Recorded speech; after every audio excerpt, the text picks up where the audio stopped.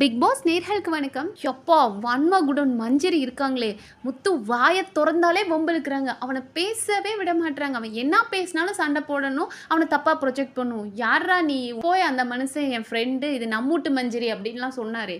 ஒன்றும் இல்லை, இப்போ நம்ம வீட்டில் அந்த கலர் கோழி மாதிரி ஒருத்தர் சுற்றிட்டு இருக்கார் இல்லையா, ரயான். எஸ், மஞ்சரிக்கு கொடுக்கப்பட்ட டாஸ்க் என்ன அப்படின்னா, அவங்களுக்காக ஒருத்தர் கலர் பண்ணிக்கணும் அப்படின்றது தான். ஸோ ஹேர் கலரிங் அப்படின்றதுனால மஞ்சரி வந்துட்டு ஆல்ரெடி ஜாக்லின் பேசி வச்சுருந்தாங்க, எனக்கு நீ எந்த நாளும் டாஸ்க்கு கொடு அப்படின்னாங்க. பட் கலரிங் அப்படின்றதுனால அவங்க அதை ரயானுக்கு கொடுத்துட்டாங்க. ஸோ அவங்க சொன்ன ஆன்சர் இதுதான், நான் வந்துட்டு கலரிங்னு சொன்னதுக்காக ரயானுக்கு கொடுத்தேன். மேபி வேறு டாஸ்க்காக இருந்தால் பரவாயில்ல, நம்ம கேர்ள்ஸ் அப்படின் போது ஹேட்டில் ரொம்ப கான்சன்ட்ரேட் பண்ணுவோம். ஸோ அதனால் உனக்கு வந்து டெஃபினட்டாக க்ரீன் கலர், ரெட் கலர் இது மாதிரிலாம் கொடுத்தா கஷ்டன்றதுனால தான் நான் அதை பண்ணலை அப்படின்னு சமாளிச்சிட்டாங்க. பட் ஆக்சுவலி அவங்களுக்கு ரயான் தேவைப்படுறாரு. ஏன்னா எந்த ஒரு டாஸ்க்னாலுமே அவங்க ஃபர்ஸ்ட் போய் ப்ரிஃபர் பண்ணுறது யாருன்னா ரயான் கிட்ட தான் கேட்குறாங்க. ஐடியாஸ்லாம் அவர்கிட்டேருந்து வாங்குறாங்க. அதே மாதிரி எந்த டாஸ்க்காக இருந்தாலுமே சரி, ஃபர்ஸ்ட் அவர் கூட ஒரு ஐடியா வைக்கிறாங்க, அவர் கூட அலைன்ஸ் வைக்கிறாங்க. ஸோ அவங்க கூட இருந்தால் நமக்கு சேஃப் அப்படின்னு யோசிக்கிறாங்க. அதே மாதிரி தான் முத்துக்கிட்டேயும், இங்கேயும் முத்துக்கிட்டே இன்ஃபர்மேஷன்ஸ் வாங்கிக்குவாங்க, அங்கே ரயான்கிட்டேயும் இன்ஃபர்மேஷன் வாங்குவாங்க. ஸோ டெஃபினட்டாக அவங்க ஒரு சேஃபர் சைடில் இருந்து விளையாடிட்டு இருக்காங்க. So Riyan is a best choice அப்படின்றத அவங்க யோசிச்சுட்டாங்க. எல்லா கேம்லையுமே ரயானுக்கு ஃபேவராக பண்ணிக்கிட்டு தான் இருக்காங்க. ஸோ ரயான் அப்படின்றதுனால அவனுக்கு நம்ம பண்ணால் அவன் நமக்கு பண்ணுவான் அப்படின்ற ஒரு இன்டென்ஷனில் இந்த டாஸ்க்கை கொடுத்தாங்க. அண்ட் கொடுத்ததுமே பாயிண்ட் பேசும்போதே மஞ்சரிக்கு 2 பாயிண்ட், ரயானுக்கு 1 பாயிண்ட் அப்படின்னு தான் பேசினாங்க. ஓகே, ரயானும் போயிட்டு கலர் பண்ணிட்டு வந்துட்டாரு. ஸோ அவருக்கு கொடுக்கப்பட்ட கலர் வந்து ஒரு நியான் கிரீன் மாதிரி இருக்குது. பட் ஆக்சுவலி அது அவருக்கு நல்லா தான் இருக்குது. இந்த தசவதாரம் படத்தில் ஒரு கமல் வருவார் இல்லையா, ஃபாரினர் மாதிரி, அந்த மாதிரி அவருக்கு நல்லா தான் இருக்குது. லைக் அவர் ஃபேராக இருக்கிறதுக்கு அந்த நியான் கிரீன் அவர் ஃபேஸ்க்கு செட் ஆகுது, பேடாலாம் இல்லை. பட் சாக்ரிஃபைஸ் தான். ஏன்னா ஆப்வியஸ்லி அவர் வந்து க்ரீன் கலர், அவர் கலரிங்கே பண்ண மாட்டாராம். அப்படிப்பட்ட ஒரு பர்சன் பண்ணுறதுன்றது பெரிய விஷயம் தான். ஆனால் full and full at any cost எனக்கு இந்த டிடிஎஃப் வேணும் அப்படின்றதுல ரயான் ரொம்ப ஸ்ட்ராங்காக இருக்காருன்றது புரியுது. என்ன பண்ண சொன்னாலும் நான் பண்ணுவேன், அது முத்துவை நேற்று வெளியெடுக்கணும் அப்படின்றதுக்காக தான் அந்த கப் டவர் பண்ணாமல் விட்டாரே தவிர, மற்றபடி டிக்கெட் டு ஃபினாலே அடிக்கணும், பாயிண்ட் வேணுன்றதுக்காக அவர் என்ன வேணாலும் பண்ண ரெடியாக இருக்கார். அண்ட் நிறைய டாஸ்க்கும் இந்த மாதிரி அவர் பண்ணி பாயிண்ட்ஸ் வாங்கணும்னு தான் பார்க்குறாரு. ஸோ இதை பண்ணும்போது டெஃபினட்டாக ஹிஸ்ட்ரியில் நம்மளும் வந்துருவோம் அப்படின்றது அவருக்கு தெரியும். இப்போது இந்த சீசனில் என்ன டாஸ்க், இப்போ இந்த கப் டவர்லாம் பண்ணால் பெருசாக யாரும் ஹைலைட்டிங்காக தெரியுமோ இல்லையோ பாயிண்ட் கிடைக்கும். ஆனால் என்றைக்குமே நம்ம மறக்க மாட்டோம், டிக்கெட் ஃபினாலேயில் நம்மளோட ரயான் வந்து க்ரீன் கலர் அடித்தார், ஹேர் கலரிங் பண்ணார் அப்படின்றது நமக்கு ஞாபகம் இருக்கும். ஸோ அந்த மாதிரி ஏதோ ஒரு இம்பாக்ட் க்ரியேட் பண்ணும், இந்த ஒரு விஷயம் நம்ம பண்ணுற விஷயம் டெஃபினட்டாக ஒரு இம்பாக்ட் க்ரியேட் பண்ணும் அப்படின்றது அவருக்கும் தெரியும். அண்ட் பாயிண்ட்ஸ் ஏறும், நமக்கு டிக்கெட் ஃபினாலே அடிக்கிறதுக்கு இப்படி ஒரு 2 பாயிண்ட்டாக ஏறினாலும் பெஸ்ட்டு தானேன்றதுனால அவர் இந்த பாயிண்ட்காக இதை பண்ணார்.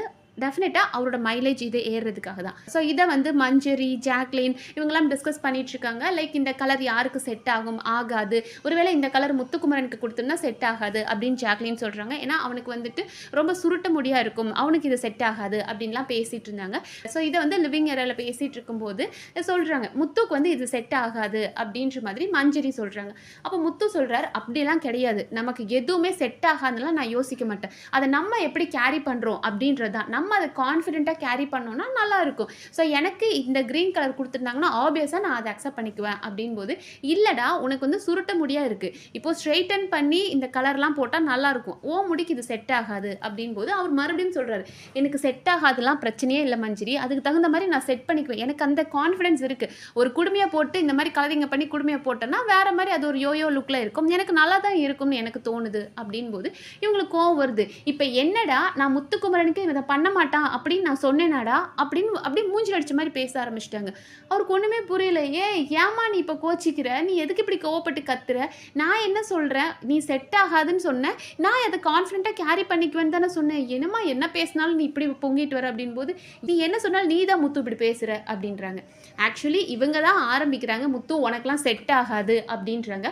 பட் அவர் என்ன சொல்கிறாருன்னா, இந்த பாயிண்ட்ஸ் எடுக்கணும், நான் இங்கே கேம் விளையாடணும்னா நான் என்ன வேணாலும் பண்ணுவேன், அது எனக்கு செட் ஆகலைனாலும் நான் எடுத்துக்கிற விதத்தில் தானே இருக்குது. இப்போ என் மண்டையில் மஞ்சள் கலர் அடித்தாலும் பச்சை கலர் அடித்தாலும் எனக்கு வந்து பிடிச்சிருக்கும், மற்றவனுக்கு பிடிக்குதோ பிடிக்கலையோ நான் அதை ஓகேன்னு அக்செப்ட் பண்ணி நான் போக ஆரம்பிச்சிட்டேன்னா எவன் என்னை என்ன கலாய்ச்சாலும் எனக்கு அது பெரிய விஷயமா தெரியாது, நான் அதை கான்ஃபிடென்ட்டாக கேரி பண்ணிக்குவேன், அதுக்கு தகுந்தது மாதிரி என்ன நான் மாற்றிக்க முடியும், நான் கான்ஃபிடென்ட்டாக இருக்கேன்னு தானே சொல்கிறாரு. இதில் உங்களுக்கு எங்கே தப்பாக தெரியுது? தெரியுது. அவன் கான்ஃபிடென்ட்டா இருக்கிறது தான் உங்க எல்லாருக்கும் தப்பா தெரியுது. அத உடைக்கணும்னு தான் ட்ரை பண்றீங்க. அவன் வளவளன்னு பேசுறான்.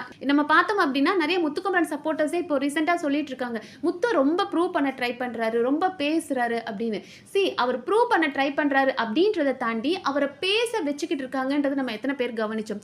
ஏன்னா, ஒரு விஷயம் பேசி முடிச்சதுக்கப்புறம், மறுபடியும் அதுக்கு மஞ்சரி எக்ஸ்ப்ளனேஷன் கேட்கறாங்க. "டேய் முத்து நான் இப்படி தான்டா சொன்னேன். நீ ஏன்டா அப்படி சொன்ன?" அப்படின்னு அவங்க எக்ஸ்ப்ளனேஷன் கேட்கறனால தான், அவர் அத பிரீஃபா பேசுற மாதிரி இருக்கு. அவருக்கும் அதுல ஆசை கிடையாது. ஒரு விஷயத்த வளவளன்னு பேச வேண்டாம்னு நெனைக்கிறார். பட் இவங்க வந்து எக்ஸ்ப்ளனேஷன் கேட்கறது, அவர மறுபடியும் தப்புன்னு சொல்லி கார்னர் பண்ண ட்ரை பண்றது, அவன தப்புன்னு காமிக்கணுன்றதுக்காக மஞ்சரி ஒரு எஃபோர்ட் போடுறது ரொம்ப கேவலமா தெரியுது. ஏன்னா முத்தோட ஸ்டேட்மெண்ட் என்னவா இருக்குன்னா, நம்ம இந்த டிக்கெட் ஃபினாலே இந்த வாரம் நம்ம விளையாடுறது தான். அதுக்கப்புறம் நம்ம விளையாட முடியாது. ஸோ இப்ப நம்மளால முடிஞ்ச அளவுக்கு உயிர குடுத்து நம்ம விளையாடிரணும். அவரோட லட்சியம் அதுதான். இந்த 100 நாள் தான் எனக்கு அந்த வாய்ப்பு. அந்த 100 நாள்ல கிடைக்கிற ஒவ்வொரு மினிட் கூட நான் வேஸ்ட் பண்ணாம நான் பண்ணுவேன். ஸோ அத தான் அவர் மத்தவங்களுக்கும் சொல்லிக் குடுக்குறாரு.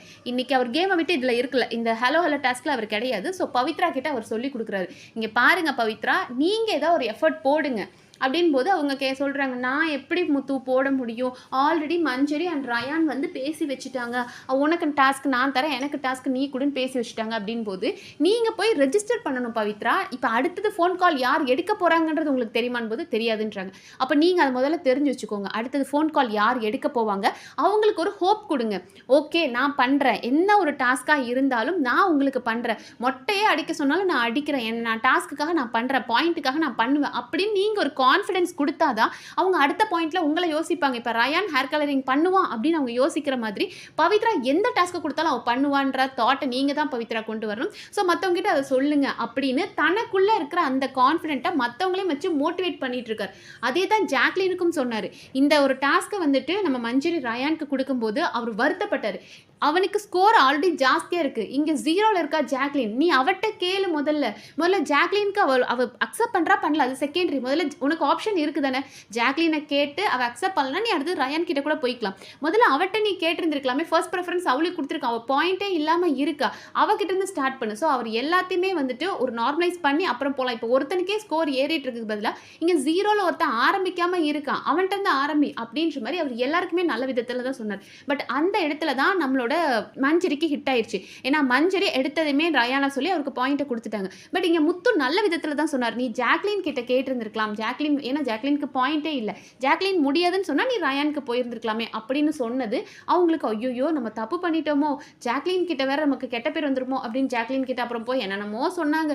இல்ல ஜாக்லின் எனக்கு அப்பவே தெரியும். இந்த மாதிரி ரெட் கலர் கிரீன் கலர்லாம் கொடுத்தா நம்ம ஹேருக்கு ப்ராப்ளம்னு எனக்கு தெரியும். அதனால தான் நான் உனக்கு கொடுக்கல. நீ இதை செஞ்சிருப்பியா? இந்த கிரீனா இருந்தா நீ செஞ்சிருப்பியான் போது நான் என்ன வேணாலும் நான் செஞ்சிருப்பேன் அப்படின்ட்டாங்க ஜாக்லின். ஸோ மஞ்சரிக்கு அதான் பிரச்சனை. ஐயோ நம்ம ஜாக்லினை கேட்காதது நம்ம தப்பு தான். பட் அதை முத்து போட்டு கொடுக்குறான் அப்படின்ற மாதிரி அவங்க அதை யோசிக்க ஆரம்பிச்சிட்டாங்க. ஸோ முத்துவை எந்த மாதிரி விதத்துலலாம் தப்பாக சொல்லலாம். நீ தாண்டா பேசிக்கிட்டே இருக்க, உன்னை நீ ப்ரூவ் பண்ண ட்ரை பண்ணிட்டே இருக்க அப்படின்ற மாதிரி அவரை ரெஜிஸ்டர் பண்ணிட்டு இருக்காங்க.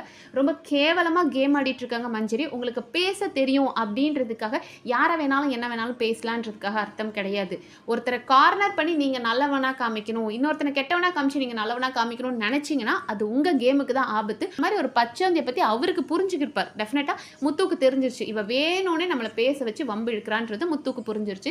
ஸோ அடுத்த டாஸ்க் டிக்கெட் ஃபினாலோட 9th டாஸ்க் ஸ்டார்ட் ஆக போது. இப்போதான் அதுக்கு ரூல்ஸ் படிச்சுட்டு இருக்காங்க. அந்த டாஸ்க் எப்படி இருக்கும் அப்படின்னா, நமக்கு ஒரு ட்ரம் நம்ம போட்டுக்கணும். அந்த ட்ரம்ல நம்மளோட போட்டோஸ் 4 பீசஸ் வெல்க்ரோல பேஸ்ட் பண்ணியிருப்பாங்க. எல்லாரோட போட்டோ இப்போ முத்துக்குமரன் கிட்ட அந்த வெல்க்ரோல அவரோட போட்டோ 4 பீசஸ் ஒட்டி இருக்காங்கன்னா ஒருத்தருக்கு ஒருத்தர் அந்த போட்டோவை எடுக்க ட்ரை பண்ணும். இப்போ முத்துக்குமரன் போட்டோ தீபக் 4 போட்டோவுமே எடுத்து பவுண்டரிக்கு வெளியே போட்டுட்டாருன்னா அவர் அவுட். ஸோ இந்த மாதிரி கடைசி வரைக்கும் ஒரு 5 பேர் யார் நிற்கிறாங்க. இப்போ அவங்க கிட்ட 4 பீஸ் ஃபோட்டோ இருக்குது. அதில் ஒரு பீஸ் அவங்க சேவ் பண்ணி வச்சுருந்தா கூட மற்றவங்க யார்கிட்டயாவது பிடுங்க வராங்கன்னு போது அதை அவங்க காப்பாற்றி வச்சுக்கிட்டாங்க கூட அவங்க உள்ள கேமுக்குள்ளே இருக்கலாம் அப்படின்னு இப்போ தான் ரூல்ஸ் படிச்சுக்கிட்டு இருக்காங்க. எல்லாரும் ரெடி ஆகிட்டு இருக்காங்க. பாப்போம் அந்த டாஸ்கில் என்னென்ன சுவாரஸ்யமாக நடக்குது அப்படின்றத நம்ம அடுத்தடுத்த வீடியோவில் பார்க்கலாம்.